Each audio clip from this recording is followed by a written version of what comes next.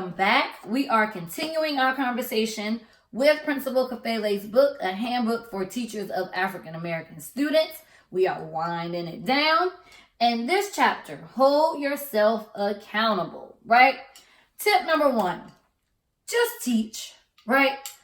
I know there's a lot of requirements. I know there are a lot of things that we have to do. There's a lot usually on our plates as educators, but just teach. Get in there with your content, get in there with your kids, and give them what they need in order to be successful, right?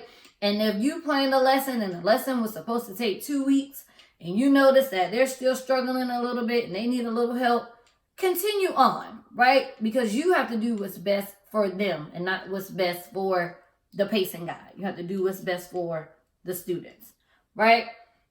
And then tip number 2, failure is not an option. You can't quit in this classroom. You can't give up.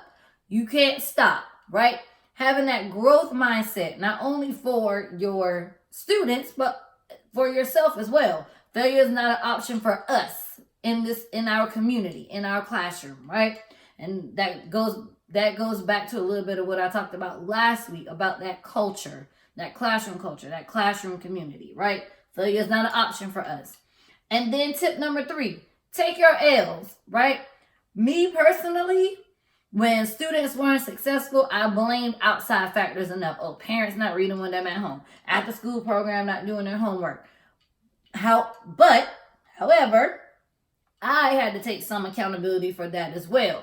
Did I pull them in my small group this week? Did I send extra practice home for homework? Did I record myself teaching so that I could send it to the parents so that they could help them at home, right? So learn how to look back and reflect a little bit more. Not saying that we can do it all, but a little bit more on what we could do to help push them further just a little bit more, right? That's what I mean by take your L's. And then also take your wins when students are successful, because we know, right, when they're successful and they're learning and they're making those good grades and our class is in the green in the professional development, we get excited about that, right? And we feel good about that, right? So take your wins as well and make sure that you communicate those wins with your class. Because when I would win, when my class would win, I would communicate that with them, like, hey, we doing good right now. Everybody is growing consistently. We have to make sure we do X, Y, Z to make sure that we're continuing on that path, right? And then the last thing, encourage yourself. There is no one walking around with the jersey on, with our name on the back. They're not clapping in the stands when we perform well in the classroom. Like, there's no one that's constantly encouraging us and patting us on the back for the hard work that we do put in. So you have to make sure that you take the time and you encourage yourself when your students are doing well, right? When they're performing well, when they're growing as well. I want you to make sure that you encourage yourself. Yes, proficiency is important, but it takes a whole lot to grow a student as well. And they may not get to that mark, but if you bring them from 15th percentile to the 30th percentile or anything above that, you deserve a round of applause, right? And you need to make sure that you're encouraging yourself and telling yourself, hey, I did a good job, right? And I know that I did a good job, right?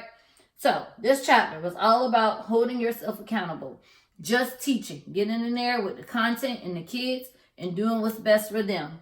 Failure is not an option for your students, not an option for you. Take your L's, take time to reflect. If students aren't being successful, take time to reflect on that. And maybe even put in interventions that involve other people if you have to. Tip number 4, take your wins. Celebrate when they do a good job, right? And then tip number 5, encourage yourself. Make sure that you are patting yourself on the back, giving yourself a round of applause whenever you feel as though you need it, and whenever you feel as though your students are doing a good job, right? So continue to continue to watch, follow me on Instagram, follow me on Twitter, follow my Facebook page, and do not be afraid to engage with me by visiting my website, and I will see you all next week.